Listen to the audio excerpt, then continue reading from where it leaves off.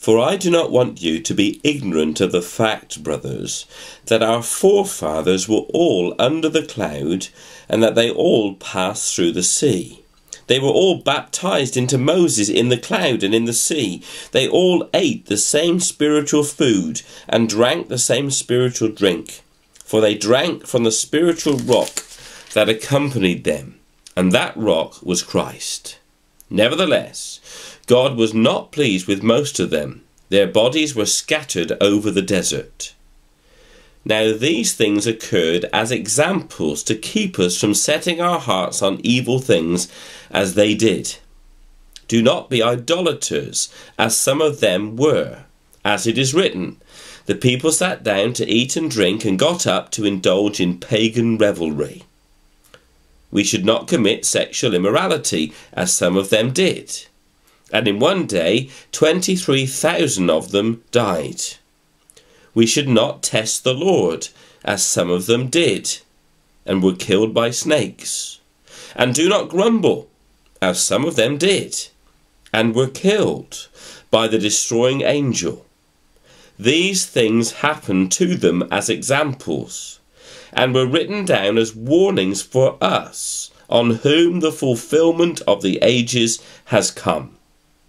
So, if you think you are standing firm, be careful that you don't fall. No temptation has seized you except what is common to man, and God is faithful. He will not let you be tempted beyond what you can bear. But when you are tempted, he will also provide a way out so that you can stand up under it. Therefore, my dear friends, flee from idolatry. I speak to sensible people.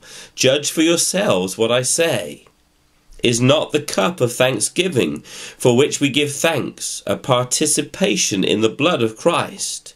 And is not the bread that we break a participation in the body of Christ? Because there is one loaf, we who are many are one loaf, for we all partake of the one loaf. Consider the people of Israel.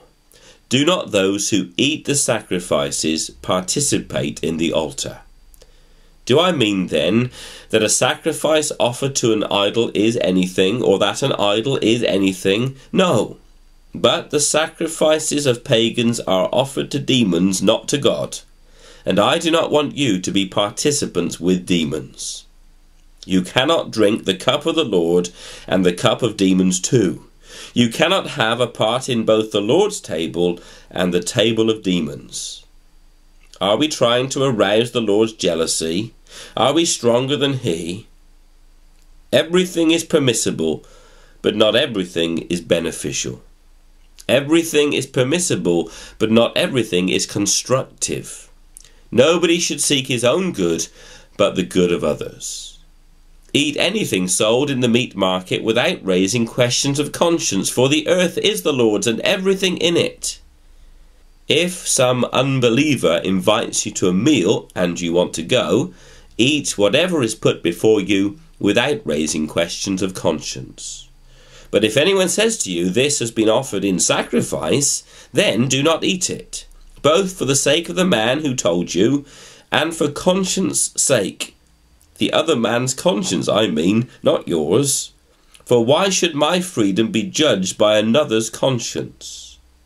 If I take part in the meal with thankfulness, why am I denounced because of something I thank God for?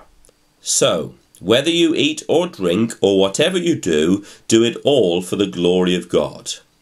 Do not cause anyone to stumble, whether Jews, Greeks, or the church of God, even as I try to please everybody in every way. For I am not seeking my own good, but the good of many, so that they may be saved. Follow my example, as I follow the example of Christ.